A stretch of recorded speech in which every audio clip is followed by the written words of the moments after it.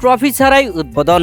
জাতীয় সঙ্গীত কোরআন তেলাওয়াতের পর ওসমান হাদিকে শ্রদ্ধা জানিয়ে বিপিএল শুরু। প্রিয় দর্শক, আজ সিলেট আন্তর্জাতিক ক্রিকেট স্টেডিয়ামে বিপিএল এর 12তম আসরের উদ্বোধনী ম্যাচে মাঠে নামে রাজশাহী ওয়ারিয়র্স ও সিলেট স্ট্রাইকার্স। আর এই ম্যাচ শুরুর আগে উদ্বোধনী অনুষ্ঠান, যেখানে বাংলাদেশ ক্রিকেট বোর্ডের সভাপতি সহকারে আরো দেশি বিদেশি খেলোয়াড়রা মাঠে নেমে শুরুতে বাংলাদেশের জাতীয় সঙ্গীত গাওয়া হয়। এরপরে কোরআন তেলাওয়াত করা হয়। তারপর কিছুদিন আগেই গুলিবিদ্ধ হয়ে মারা যাওয়া শহীদ বীর ওসমান হাদির স্মরণে 1 মিনিটের নীরবতা পালন করা হয়। আর এই সময় সবাই নীরবতা পালন করেন। তবে মুশফিকুর রহিম 2 হাত তুলে মোনাজাত ধরেন, দোয়া করেন শহীদ ওসমান হাদির জন্য। প্রিয় দর্শক, এবারের বিপিএল ট্রফি ছাড়াই শুরু হয়েছে। খেলার মাঝে ট্রফি নিয়ে অধিনায়কদের ফটোশুট করা হবে বলে জানিয়েছে বিপিএল এর গভর্নিং কাউন্সিল। টসে জিতে রাজশাহী ওয়ারিয়র্সের অধিনায়ক নাজমুল হোসেন শান্ত ফিল্ডিং এর সিদ্ধান্ত নিয়েছেন।